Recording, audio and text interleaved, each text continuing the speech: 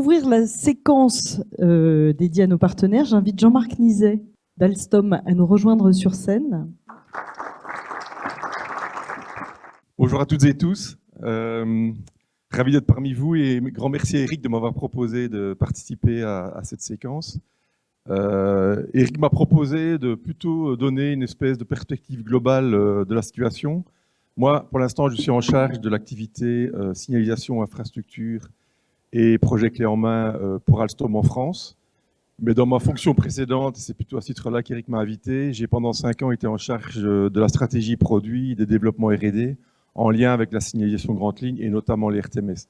Donc l'objectif ici, c'est plutôt de donner une espèce de perspective globale avec un certain nombre de data qu'on puisse partager, sachant évidemment qu'Alstom reste très actif en France et en Italie, mais là, Eric et Salvatore en parleront mieux que moi.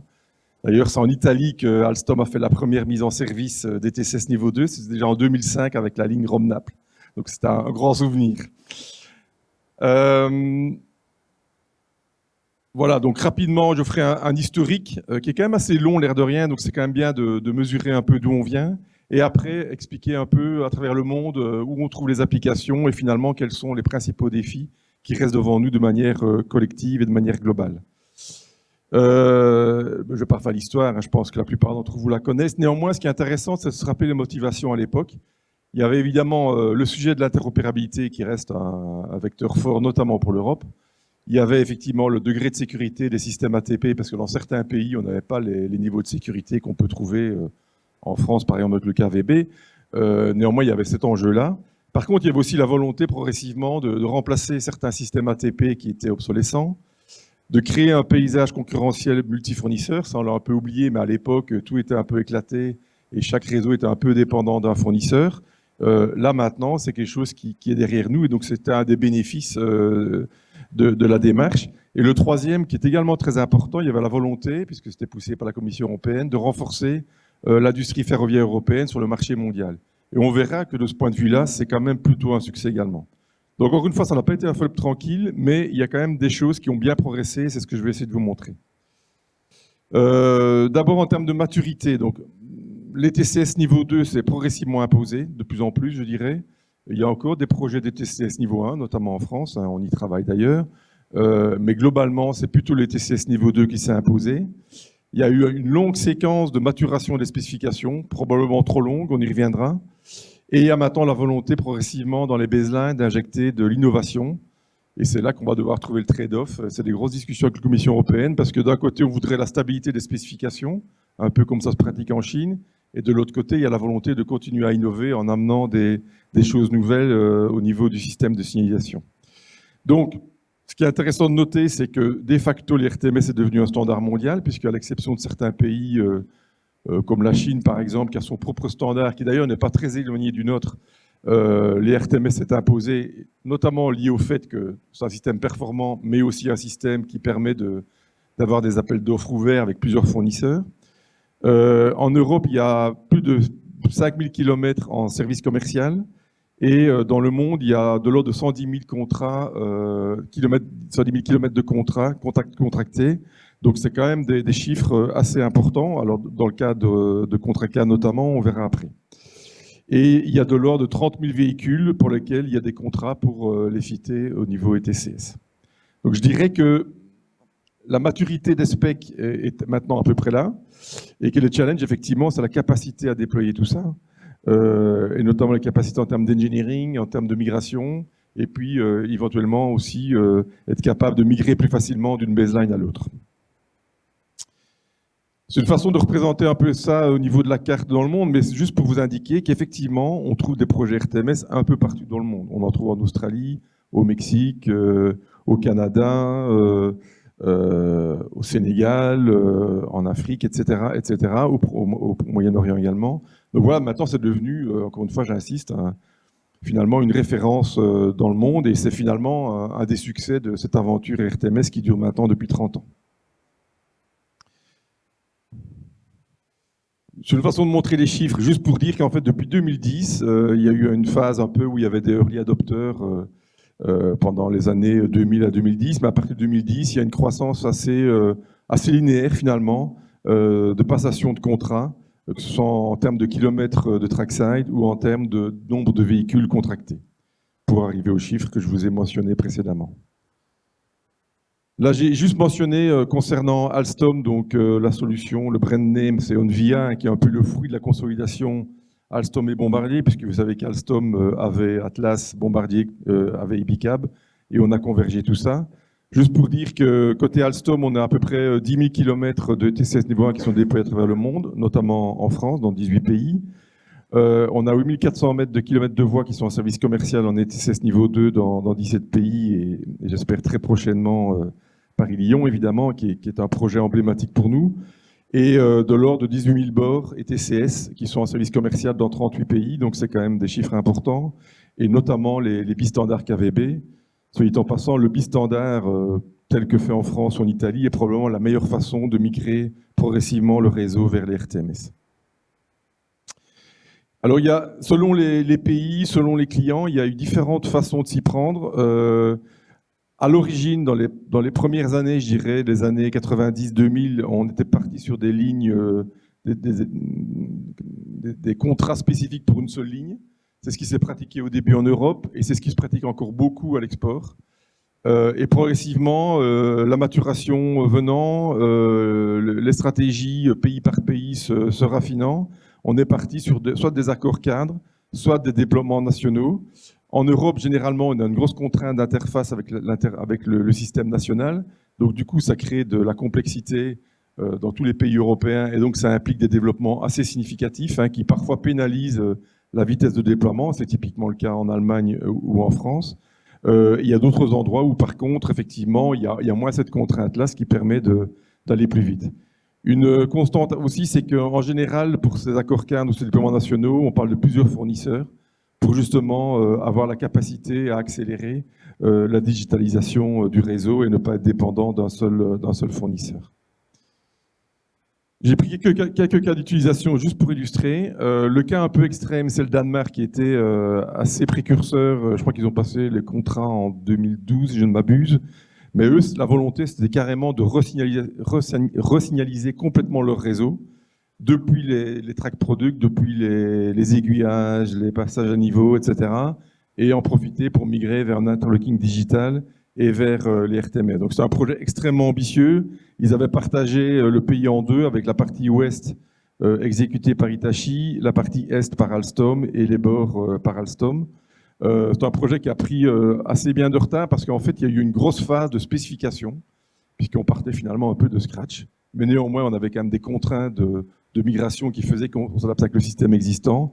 Donc la phase de spécification a été assez lourde, mais maintenant, on est dans une phase de déploiement avec l'ensemble des bords qui est déployé et progressivement l'ouest et l'est qui sont en train de migrer vers les RTMS. Un deuxième cas, c'est l'Allemagne qui a décidé d'accélérer massivement, qui a mis beaucoup d'argent sur la table et qui vient de passer un certain nombre d'accords cadres. Ils ont également choisi les RTMS niveau 2, ça inclut aussi des éléments liés à l'enclenchement. Et là, ils ont décidé, pour justement avoir cette capacité industrielle, ils ont décidé de passer commande à 4 fournisseurs. Donc il y a 4 accords cadres qui sont signés par 4 industriels, de façon à avoir la capacité industrielle à accélérer et rattraper le retard qu'ils ont pris en termes de déploiement RTMS. Ils gardent un rôle extrêmement fort sur la maîtrise de la spécification et du système. Par contre, nous, en tant que fournisseurs, on est censé leur livrer l'ensemble des briques du système de signalisation. Donc c'est un projet extrêmement ambitieux. Il y a le même type d'accord cadre qui devrait être signé aussi pour la partie on-board, parce qu'en Allemagne, on parle, je crois, de 30 000 trains équipés, ce qui est absolument gigantesque. Et le troisième cas, un peu différent, c'est en Inde. Ils sont en train d'équiper le réseau RER de Delhi, zone extrêmement évidemment dense. Il y aura plusieurs corridors qui seront progressivement équipés. Et là, ils se sont posé longtemps la question, est-ce qu'on fait du CBTC ou de l'RTMS? Parce qu'ils ont une volonté d'avoir une grosse capacité.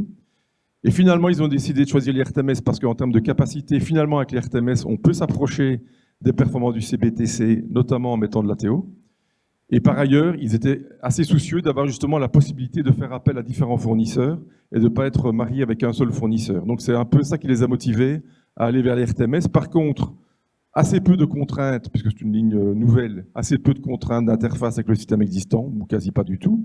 Par contre, la volonté d'injecter un maximum des game changers de l'RTMS. Donc, paradoxalement, c'est probablement en Inde qu'on a le plus avancé sur un certain nombre de game changers. Il y a l'ATO, j'en ai parlé. Il y a la migration côté télécom vers le LTE. Il y a ce qu'on appelle maintenant la hybrid train detection, donc l'hybride niveau 3, etc., etc. Donc voilà. Donc pour nous, c'est évidemment intéressant d'avoir ce showcase qui permet de tester en vraie grandeur ces innovations qui feront progressivement partie de la TSI. Un petit mot sur l'aspect, parce que c'est toujours un irritant et qui c'est compliqué. C'est-à-dire que l'aspect, comme je l'ai dit, a eu plusieurs versions. Une longue phase a été consacrée à la maturation de l'aspect. Alors ça paraît long, et effectivement c'est long. Le fait est que c'est le fruit aussi de retours d'expérience dans les différents pays. Et on sait que selon le pays olympique, on a des contraintes un peu différentes. Et finalement, au fil de l'eau, on a découvert pas mal de choses qui ont abouti à cette baseline 3, puis à cette baseline 4. On peut considérer maintenant que l'aspect a un niveau de maturité largement suffisant.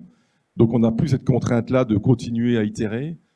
L'autre discussion qui a lieu maintenant, c'est dans quelle mesure on assure une certaine stabilité qui est importante pour les opérateurs. On en a parlé ce matin avec CFL Cargo, mais c'est aussi important pour les industriels parce que ce sont des montants astronomiques de R&D chaque année qu'on doit injecter.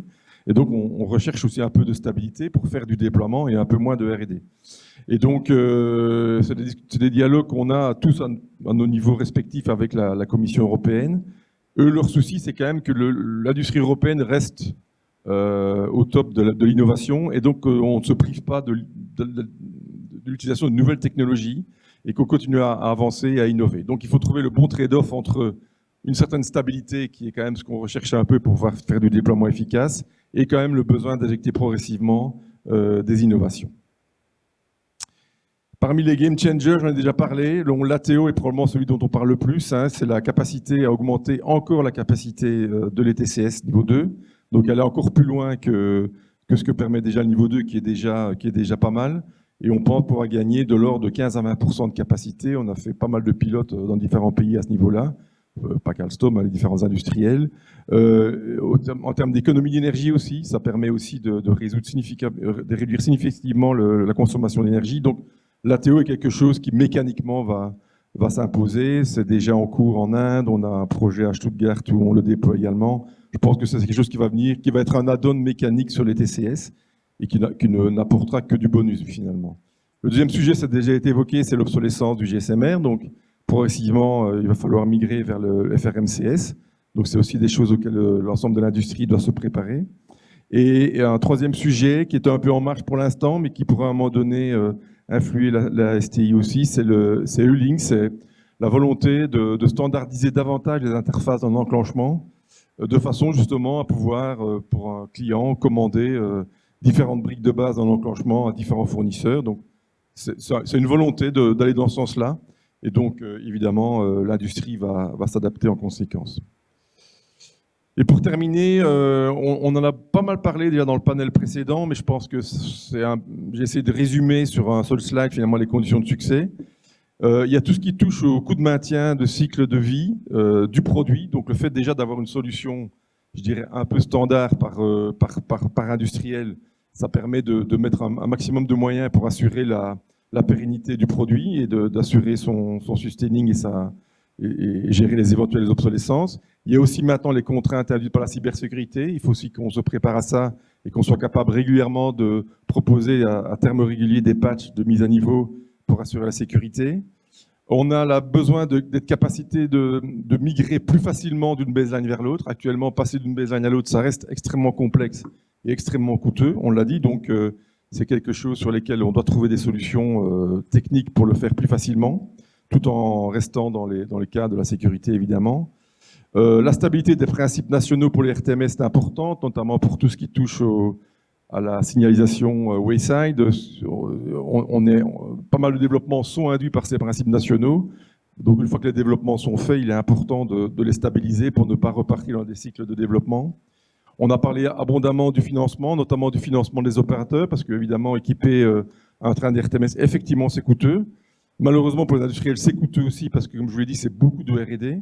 Donc, il faut qu'on trouve un mécanisme pour faciliter ça. Dans certains pays, ça s'est fait. J'imagine qu'il y a le même genre de débat dans l'ensemble des pays, et je pense en France aussi. Il y a l'obsolescence du GSMR, j'en ai parlé. Et puis alors, on en a parlé également, c'est le processus de certification et d'autorisation qui reste un sujet.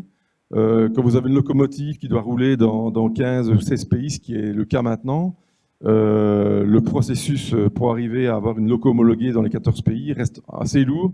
Il y a eu des progrès, il y a le one-stop shop de l'ERA qui prend en charge normalement pour l'ensemble des pays tout ce qui touche à l'RTMS, mais il y a tout ce qui n'est pas strictement RTMS qui reste au niveau national. Et donc un processus de certification d'une loco qui doit rouler dans autant de pays, ça reste un long processus et c'est certainement quelque chose sur lequel on doit travailler pour accélérer les choses. Voilà. Je vous remercie de votre attention et je suis prêt à répondre aux éventuelles questions.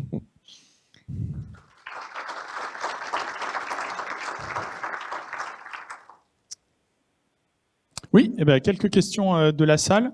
La première, pour rappeler la carte tout à l'heure d'Europe qu'on a vue avec le RTET. Est-ce que vous, côté industriel, vous êtes armé en termes de ressources pour répondre aux enjeux de déploiement de l'ETCS partout en Europe? C'est un vrai enjeu. C'est un vrai enjeu. Et c'est pour ça que pays par pays, on a évidemment des équipes présentes dans les différents pays. Les développements sont un peu plus concentrés, notamment en France, en Belgique, etc. Mais l'enjeu, effectivement, on parle quand même de gros volumes. Je pense à l'Allemagne, mais je pense aussi si le plan de financement sur la France se réalise, ça va être des gros investissements. Et donc, nous, ce qu'il nous faut, dans la mesure du possible, c'est une visibilité sur ce qui arrive, en fait. On en parle souvent avec Eric. Si dans 2 ans, on doit accélérer, ça ne se fait pas ainsi. C'est dès maintenant qu'il faut commencer à engager les réflexions, les recrutements, la formation, etc. Donc, nous, le mot-clé, c'est vraiment la visibilité. Alors, dans certains pays, on l'a eu, puisqu'on a eu des contrats cadres. Donc, on sait, je pense que c'est le cas en Italie notamment, on sait à peu près le volume qu'on va avoir sur les 10 années, donc on peut se structurer en conséquence. Donc vraiment le mot-clé pour nous, c'est pour pouvoir anticiper, c'est la visibilité. Bon, on est déjà bien armé, notamment sur la France, parce qu'on a quand même de l'ordre de 3000 personnes qui travaillent en France sur ce sujet-là, donc on a une base solide, mais si jamais on devait accélérer au-delà de ça, il faut qu'on l'anticipe dès maintenant pour être prêt dans 2-3 ans avec des ingénieurs formés, notamment dans les matières digitales, parce que ça aussi c'est une transformation importante. Ça a été dit aussi par Estelle, mais on parle de compétences qui vont évoluer aussi, notamment vers plus de digital. Donc il faut aussi qu'on s'équipe de ce côté-là. Donc voilà, on est prêt à le faire, mais le mot-clé, c'est la visibilité. Très bien, merci. Est-ce qu'il y a des questions dans la salle? Non, mais sinon, enfin en tout cas, si quelqu'un veut prendre le micro. Non? Alors, il y a d'autres questions. Vous avez pas mal parlé de FRMCS. Oui. Pour vous, c'est quel horizon? C'est quelle date? À quel moment vous serez prêt pour le FRMCS? Honnêtement, c'est une question... Je crois que l'objectif initial, c'était 2030. Bon, personnellement, j'ai un petit doute. Disons que pour l'instant, nous, on travaille comme industriels sur des briques de base. On fait partie, comme ça a été le cas dans les RTMS, on travaille avec... d'autres industriels pour définir des pilotes, mettre au point la technologie. À quel moment ça va réellement... Mais c'est vrai que la fenêtre de temps par rapport à l'obsolescence du GSMR, c'était 2030. Donc, est-ce qu'on peut prolonger ça un peu? Je ne sais pas dire, mais honnêtement, là-dessus, j'ai pas la visibilité hyper précise, donc je vais être prudent. Ok, merci. Par contre, on l'a vu tout à l'heure, on a fait des évolutions, typiquement le projet qu'on a en Inde, c'est avec du LTE déjà, donc on évolue déjà vers des choses qui s'approchent du 5G, etc. Mais le FRMCS lui-même, dans le cadre d'une STI, ça, je serais un peu prudent. Ok, merci. Petite question relative à si vous aviez un conseil pour SNCF Réseau pour qu'on réussisse le virage de l'ERTMS. Et d'une manière générale, est-ce que c'est plus compliqué de travailler avec SNCF Réseau qu'avec d'autres GI pour Alstom? Eric, tu me mets dans la réponse ou Non, je pense que... on en parle beaucoup avec Eric, et d'ailleurs Eric l'a dit aussi. Moi, je pense que sur des réseaux hyper matures comme SNCF ou la Deutsche Bahn ou l'Italie, il y a quand même un gros historique dont il faut tenir compte. Donc ça implique de s'adapter à ça. Et donc ça veut dire qu'on se retrouve effectivement pour un RBC type Paris-Lyon avec pas mal de développement, Idem sur les enclenchements pour le nouveau contrat Argos. Et effectivement, ce qui est un peu frustrant, c'est que ces développements-là, ils ralentissent ce qu'on aimerait bien accélérer en termes de déploiement. Et je pense que c'est une frustration partagée. Donc la clé maintenant, je pense que tout ça est à peu près clair en termes de spécification. Il faut absolument terminer ces développements pour entrer dans une phase de déploiement. Et donc je pense qu'on s'en rapproche progressivement, hein, pas aussi vite que ce qu'on voudrait, mais sur Paris-Lyon, on vise toujours la mise en service technique fin de l'année pour les TCS. Et sur Argos, on a les pilotes, là, notamment de Montbard, qu'on doit dorer. Donc ça, je dirais, c'est le premier volet. Il faut qu'on se mette en capacité de passer en mode déploiement. Donc ça suppose de finir ces développements.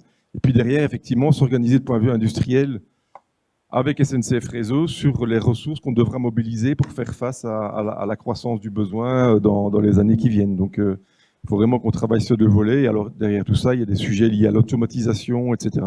Donc je ne dirais pas que c'est plus compliqué, mais il y a des contraintes qu'il faut prendre en compte et avec lesquelles il faut composer. Très bien, merci. Peut-être une dernière question dans la salle? Non? Alors, une petite question relative à c'est quoi le FRMCS? Et donc, très simplement, hein, c'est de la 5G, c'est de la radio 5G pour le ferroviaire. Voilà. Donc, vous êtes passé sur la 5G pour vos téléphones portables, bah, c'est faire pareil pour le ferroviaire, avec un petit peu plus de contraintes, vous pouvez l'imaginer. Peut-être une dernière question sur là le volet des bistandards, oui. Qui est un produit phare d'Alstom. Oui. Est-ce que le bistandard, il est menacé ou en tout cas en contradiction avec les exigences européennes ou en tout cas le sens que l'Europe veut donner à l'histoire, quoi. Voilà. Ça, c'est un sujet récurrent. Nous, on est convaincus que non, et je pense que SNCF, c'est le cas aussi, qu'on n'est pas en contradiction. Par contre, récemment, j'ai vu passer effectivement des papiers disant que ça serait remis en question. Donc là, il faut qu'on analyse correctement tout ça et qu'on fasse une réponse circonstanciée et qu'on trouve des alliés, parce qu'il n'y a pas de bistandard qu'en France. On a un bistandard en Italie, et quand je dis on, c'est l'industrie, hein, c'est pas que Alstom. On a un bistandard dans les pays nordiques, donc il n'y a pas que la France qui est concernée par le sujet. Donc là, il faut, à mon avis, il faut quand même qu'on se trouve des alliés pour défendre les choses, parce que on reste convaincu chez Alstom que le bistandard, c'est la solution la plus efficace et la plus compacte pour faciliter la migration vers l'RTMS. Donc, si on commence à remettre ça en cause, je pense que ça a un vrai enjeu pour la France, pour l'Italie et pour pas mal de pays importants en Europe. Donc, mais là, il y a urgence à réaffirmer fortement notre position auprès de la Commission, oui. Merci beaucoup. Je vous propose d'applaudir Jean-Marc qui a répondu avec beaucoup de sincérité et de transparence.